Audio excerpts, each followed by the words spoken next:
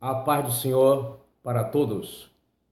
Mateus capítulo 10, a partir do primeiro.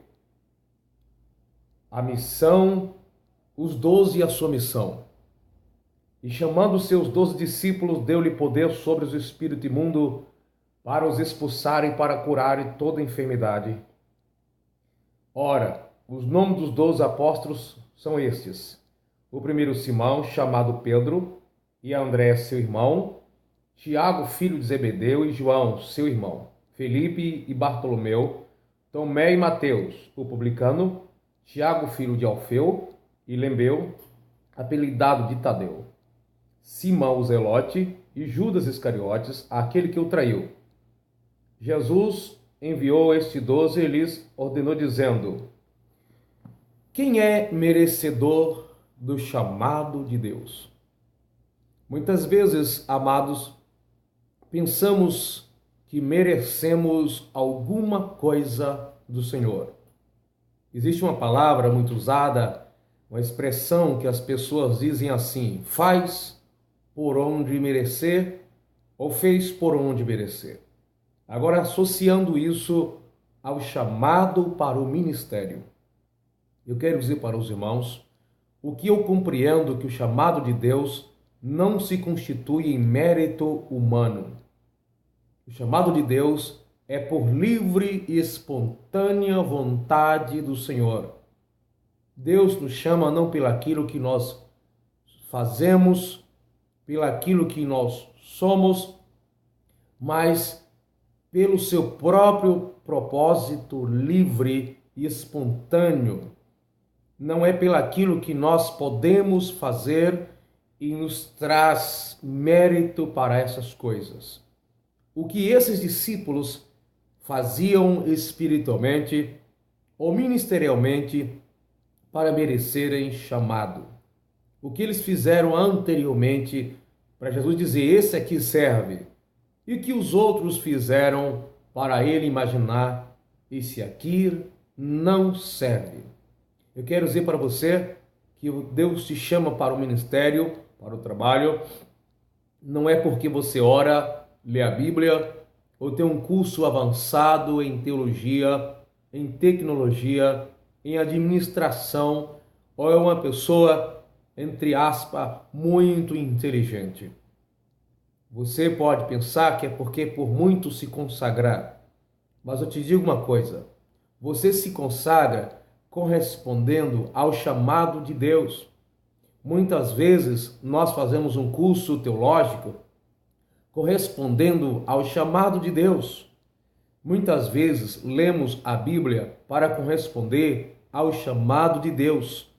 Então, Deus nos chama e para corresponder esse chamado, o Espírito de Deus nos motiva para consagrar, para melhorar a nossa vida diante dele e às vezes até diante das pessoas. O que nós precisamos é compreender que quando nós oramos, isso não nos faz merecedor de alguma coisa. Estamos apenas correspondendo àquilo que Deus faz, àquilo que Deus projetou, que talvez você ainda nem está sabendo. Esse apetite que você tem para a leitura da Bíblia, talvez você pense: eu não sou pregador, não sou chamado para pregar, não tenho funções específicas na igreja, eu não sou pastor da igreja, mas isso já é o Espírito de Deus trabalhando na sua vida pelo chamado que ele tem para com você ou através de você. Não é que você vai se consagrar e no momento não tem funções, no momento você não tem cargo e daqui a pouco Deus te chama porque você se consagrou bastante. Não. Essa ação, essa atitude sua de se consagrar já é obra do Espírito Santo te conduzindo para aquilo que Deus tem preparado e que talvez você ainda nem descobriu. Mas você pode perguntar: por que Deus não me revelou então a chamada para a minha vida? Eu não sei. Eu não sei como você corresponderia antes do momento da preparação se Deus te revelasse algo que Ele tem para fazer na sua vida, através da sua vida ministerial. Eu não sei, Talvez você se precipitaria e já queria iniciar uma atividade associada a isso. Talvez Deus esteja vedando isso e simplesmente colocando no seu coração a disposição para se consagrar, para quando você perceber o chamado de Deus, você já esteja, de certa forma, preparado. E não sei, é uma hipótese.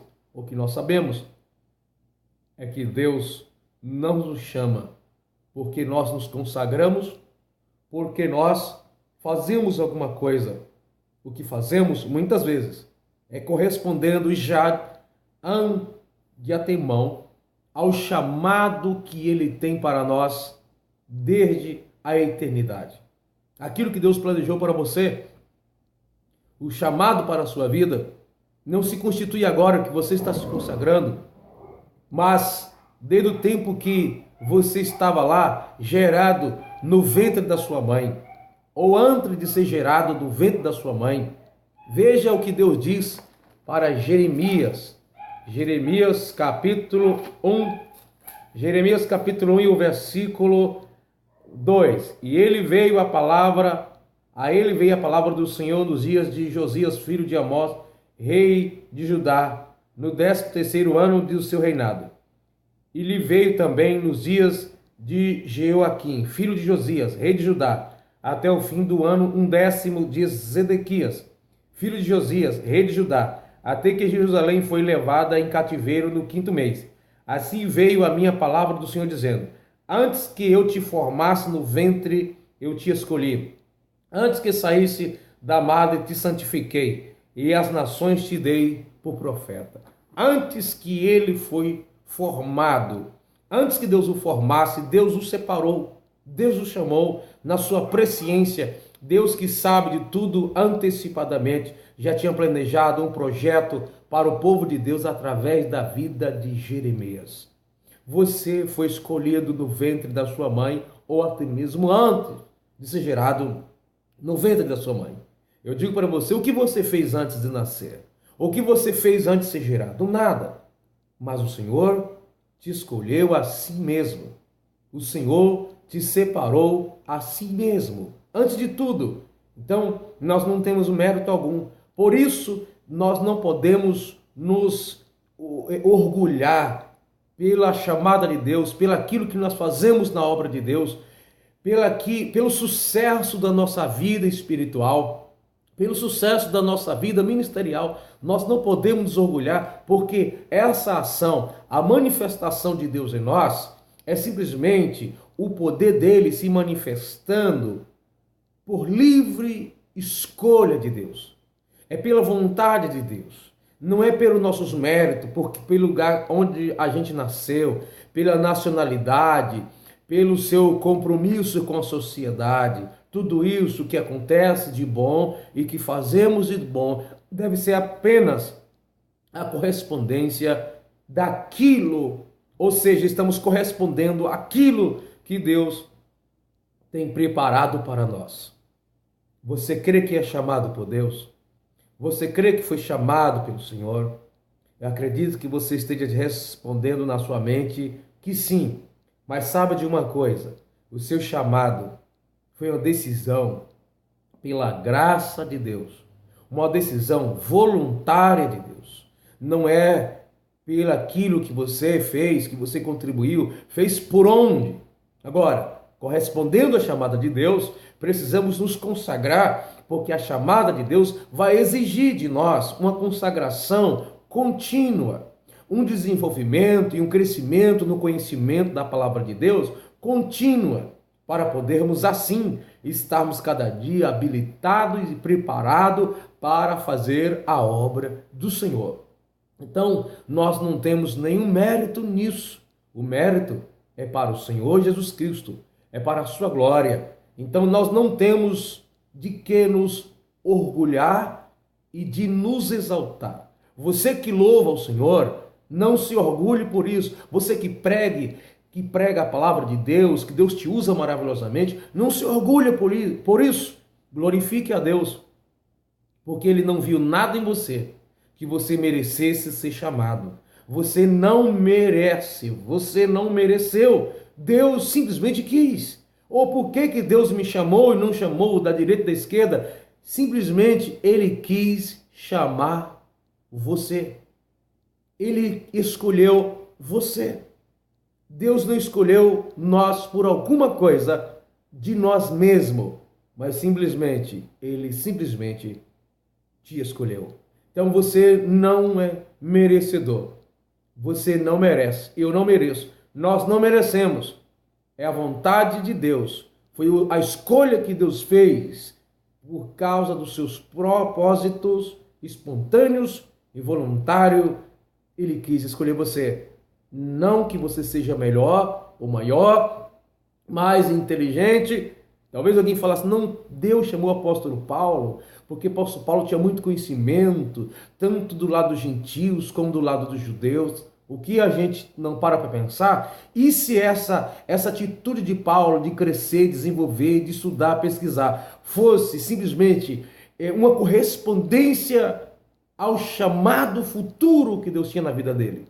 Então, o que nós não sabemos são os propósitos anteriores de Deus. Não, Deus ficou de olho grande em Paulo e pelo aquilo que Paulo tinha a oferecer, Deus chamou. Não, o que Paulo fez e que Paulo tinha, que podia contribuir para o evangelho, pode ser já uma ação antecipada de Deus para que depois ele estivesse mais habilitado para ganhar alma no seu reino, na nova aliança.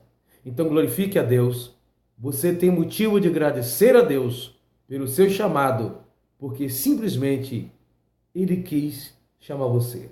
Que Deus te abençoe, que Deus te use poderosamente, que Deus encha você com seu Santo Espírito, continue buscando, se consagrando, não para ser merecedor, mas para corresponder ao chamado do Criador.